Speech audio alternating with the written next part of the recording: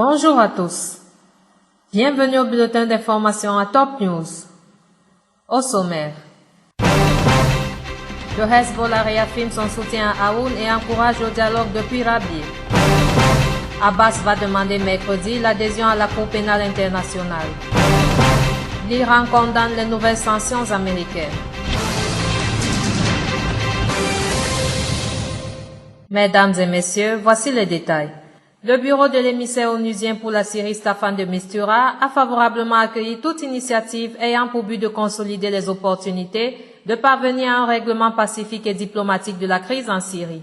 Quant à la rencontre préliminaire et consultative prévue à Moscou pour examiner les moyens de résoudre la crise en Syrie par des voies politiques et diplomatiques avec la participation des Syriens et loin de toute ingérence étrangère, Juliette Thomas, porte-parole de M. de Mistura, a indiqué à l'agence Reuters que l'initiative russe se centre sur les négociations entre les Syriens, ajoutant que l'émissaire onusien enverra un représentant au pourparlers de Moscou. Un enfant a été grièvement blessé du fait d'une agression au mortier dans la cité de Jarama, dans la banlieue de Damas. Une source du commandement de la police a déclaré à l'agence officielle Sana qu'un obus de mortier tiré par des terroristes s'était abattu au milieu du quartier de Dar Saker à Jarama.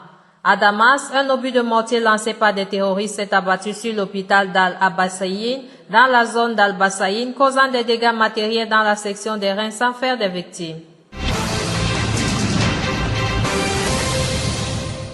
En collaboration avec les forces de défense populaire et l'armée arabe syrienne, plusieurs terroristes ont été tués et blessés près de l'hôpital d'Al-Adolos, dans le quartier de Waer à Homs. Dans la banlieue est de la ville, l'armée a liquidé un grand nombre de terroristes dans le souk de Kamis, au village de Taldo à Oula, en avortant leur tentative d'infiltration à partir du village de Rajem Kasser vers celui d'Oum Jameh.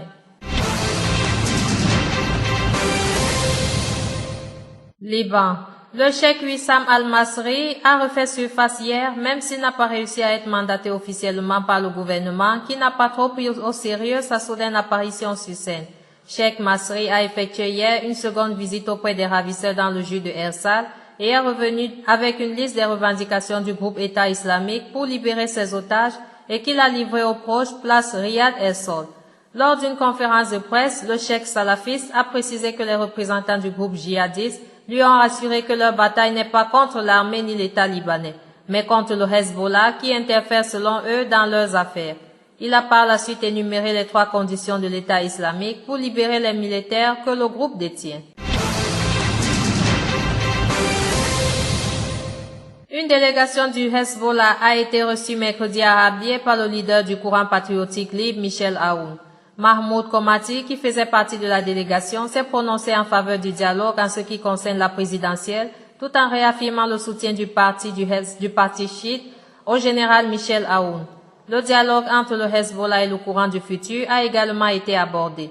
Nous avons ressenti du sérieux lors de cette rencontre ainsi qu'une volonté d'obtenir des résultats, a déclaré M. Komati. Nous encourageons le dialogue entre les autres parties libanaises, a-t-il poursuivi. Nous avons discuté du dialogue chrétien et il semble qu'il y ait une approche, a-t-il précisé en réponse à la question d'un journaliste.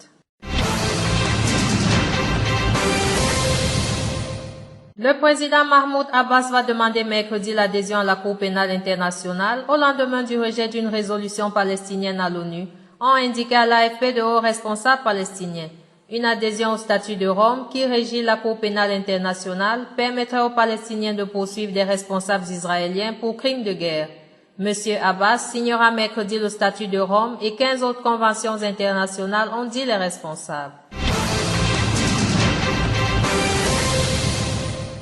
Le mouvement islamiste Hamas a dénoncé mercredi l'échec de Mahmoud Abbas après le rejet à l'ONU d'une résolution réclamant la fin de l'occupation israélienne et a accusé le président palestinien d'avoir accaparé le processus de décision. C'est un échec supplémentaire des choix qui ont été faits au nom d'une recherche de règlement entre l'autorité palestinienne et l'occupant. C'est une décision unilatérale d'Abou Mazen qui a pris en charge, en otage, le processus de décision palestinien, a dit à l'AFP le porte-parole du Hamas à Gaza, Fawzi Barmoun. Par ailleurs, Israël s'est dit satisfait mercredi du rejet par le Conseil de sécurité de l'ONU d'une résolution palestinienne réclamant la fin de l'occupation israélienne des territoires palestiniens d'ici 2 ans.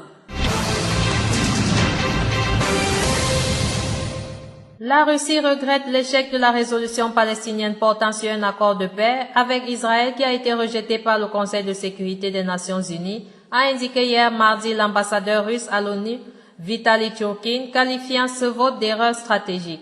La Fédération de Russie regrette que le Conseil de sécurité de l'ONU n'a pas réussi à adopter le projet de résolution, a déclaré M. Churkin pendant la séance du Conseil, d'après des images diffusées par la chaîne de télévision russe Rossiya 24. Nous considérons qu'il s'agit d'une erreur stratégique, a-t-il ajouté. L'ambassadeur russe a accusé Washington de monopoliser les négociations de paix israélo-palestiniennes et de les mener dans une impasse.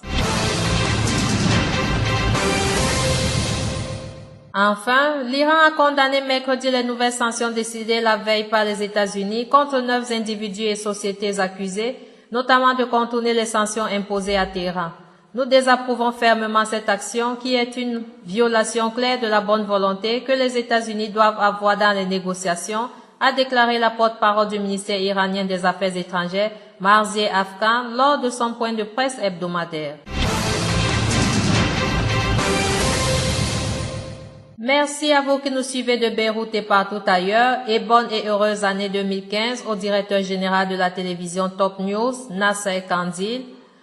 Meilleurs vœux à notre équipe de télévision Top News et à tous nos auditeurs et téléspectateurs.